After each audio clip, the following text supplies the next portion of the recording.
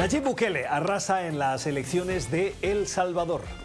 Se esperaba un resultado abrumador a favor del mandatario y su partido Nuevas Ideas, y aún sin conocer todavía el avance de conteo de votos, Bukele se autoproclamó anoche ganador para gobernar 5 años más.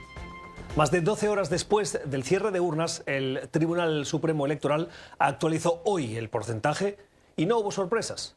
Bukele, de 42 años, tiene una popularidad de más del 90% según la última encuesta de Gallup, un nivel de aprobación que ha construido fundamentalmente sobre la bandera de la seguridad y la lucha contra las pandillas, recurriendo, eso sí, al estado de excepción y la suspensión de los derechos fundamentales de los ciudadanos.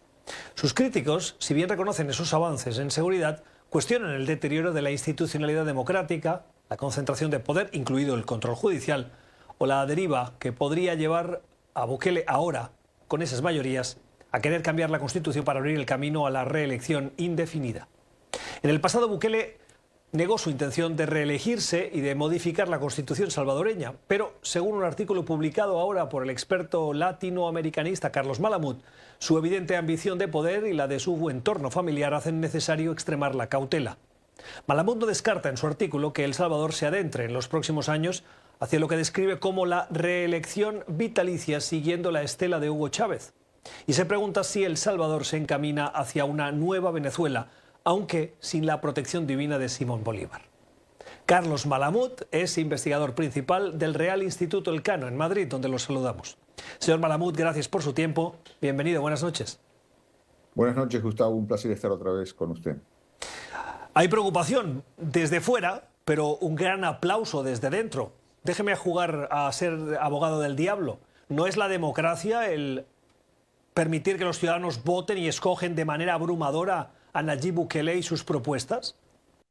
Obviamente, la ciudadanía puede elegir a quien decida en función de sus propios intereses, y en el caso salvadoreño, el tema del orden público se había convertido para la mayor parte de la población en una cuestión sumamente angustiante, una cuestión de pura supervivencia, y esto es lo que está rindiendo sus frutos en el día de hoy, o en el día de ayer más concretamente, a través de esa elección presidencial y parlamentaria. Nadie cuestiona la legitimidad de origen del señor Nayib Bukele. Lo que sí es preocupante es esa deriva, como él mismo admitió, hacia un sistema de partido único, que lo que sí es incompatible o bastante incompatible con la democracia. Tenemos bastantes ejemplos a lo largo de la historia del siglo XX, del siglo XXI, de lo que es un país con un sistema de partido único, cómo se pervierten, perdón, las instituciones democráticas, cómo se subvierte la propia democracia, y esto es lo que está de alguna manera sobre la mesa, el resultado del Parlamento, donde en principio parecería que el partido Nuevas Ideas, el partido oficialista, va a conquistar 58 escaños sobre 60, atestigua esta deriva preocupante, ¿no? Entonces, la cuestión un poco va por esa dirección. Quizás Bukele, que está encantado del papel que está jugando, no guarda todas las cautelas a la hora de adentrarse en esas aguas procelosas, pero sería conveniente por el futuro de la propia democracia salvadoreña y el futuro del propio Salvador que esto fuera en dirección contraria a la que está imprimiendo en estos momentos el presidente. ¿A qué se refiere, señor Malamud, cuando dice que Bukele no guarda todas las cautelas? Bueno, Bukele, por ejemplo, hace un uso indiscriminado del control del Parlamento que tiene. Esto le permitió, por ejemplo, en su día cambiar de arriba abajo el Poder Judicial, empezando por la propia Corte de Constitucionalidad, que fue la que interpretó de una forma sui generis la Constitución Nacional para permitir una nueva reelección, o la primera reelección del señor Bukele, con un argumento bastante curioso, ¿no? Como es el hecho de que si en los últimos 6 meses del mandato no estaba al frente del gobierno, pues podía ser reelecto, presentarse a la reelección.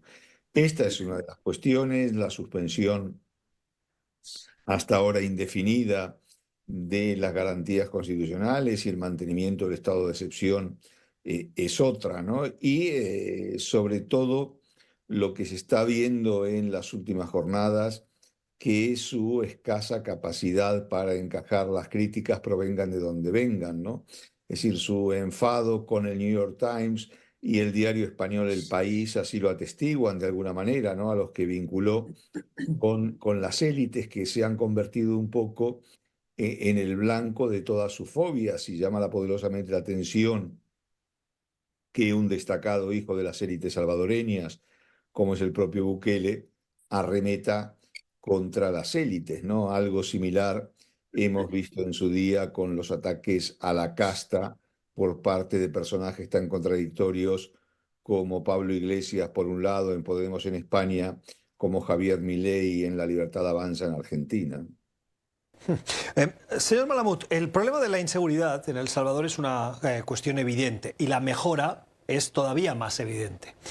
La inseguridad no es exclusiva de El Salvador, hay otros países afectados por esa inseguridad, México, Ecuador, Chile, Colombia. El modelo Bukele está inspirando a otros movimientos políticos de corte conservador en la región latinoamericana.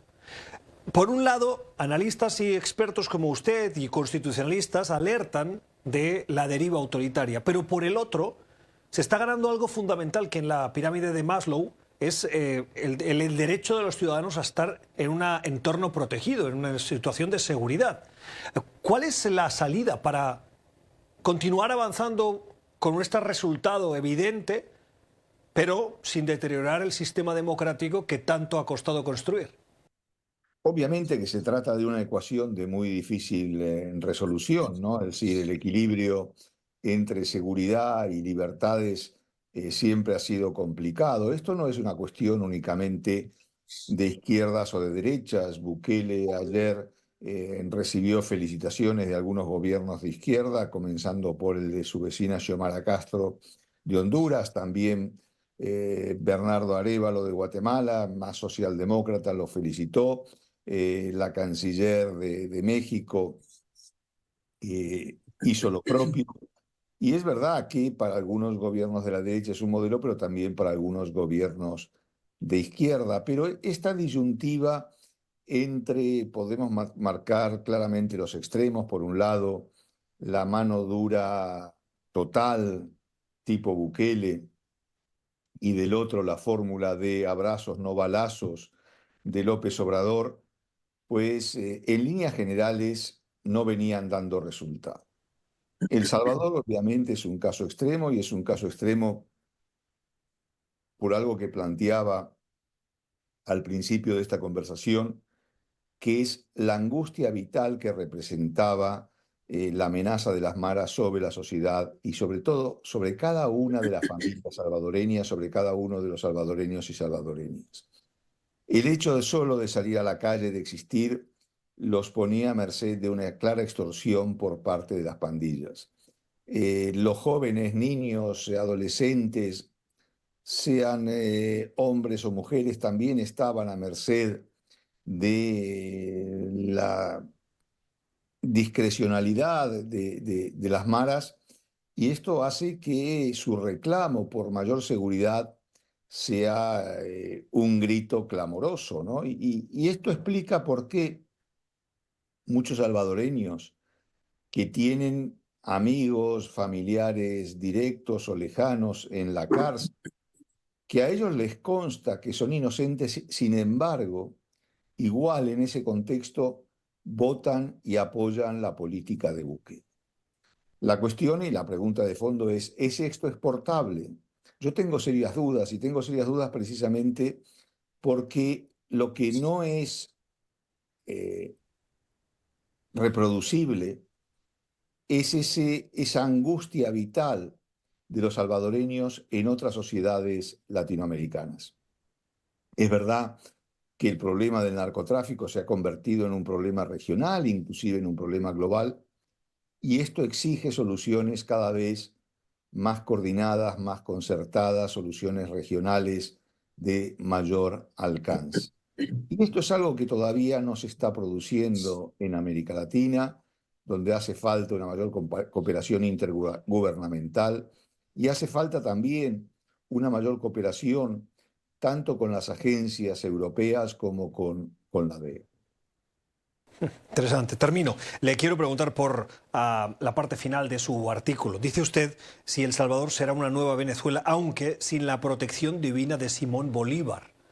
¿Venezuela tenía la protección divina de Simón Bolívar? Bueno, Hugo Chávez quería creer que sí. Es decir, de alguna manera Hugo Chávez se asimilaba de una manera muy intensa con la figura de Simón Bolívar.